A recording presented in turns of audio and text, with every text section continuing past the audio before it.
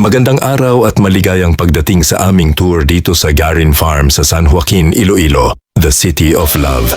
Ngayon ating bibisitahin ang isa sa mga pinakanatatanging atraksyon sa lalawigan. Isang lugar kung saan nagsasama-sama ang agrikultura, libangan at espiritualidad sa isang napakagandang destinasyon.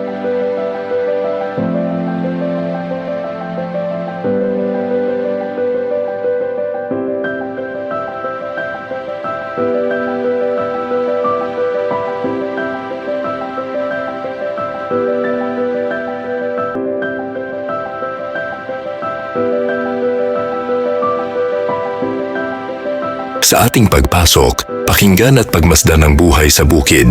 May mga bibe, kambing at iba pang hayop sa bukid na bumabati sa mga bisita habang naglalakad sa mga daanan.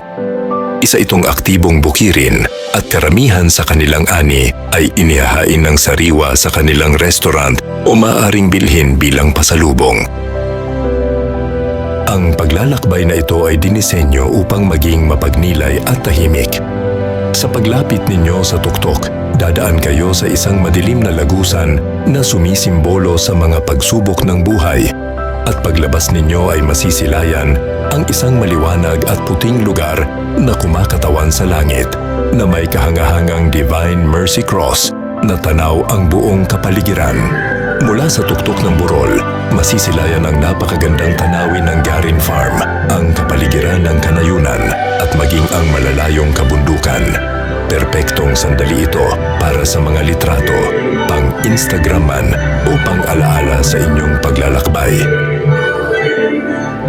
Huwag kalimutang tikman ang mga farm-to-table na pagkain sa restaurant sa loob ng farm.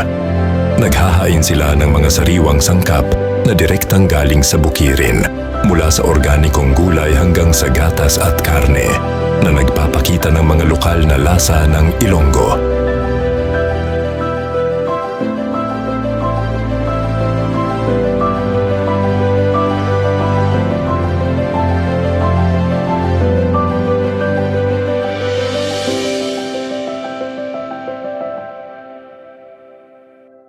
Kung kayo man ay nagpunta rito para sa espiritual na pagninilay, pakikipagsapalaran sa kalikasan o kasiyahan ng buong pamilya, may maiaalok ang Garin Farm para sa lahat. Maraming salamat sa pagsama sa aming tour. Magkita-kita tayong muli sa susunod na pakikipagsapalaran dito sa magandang Iloilo, Pilipinas.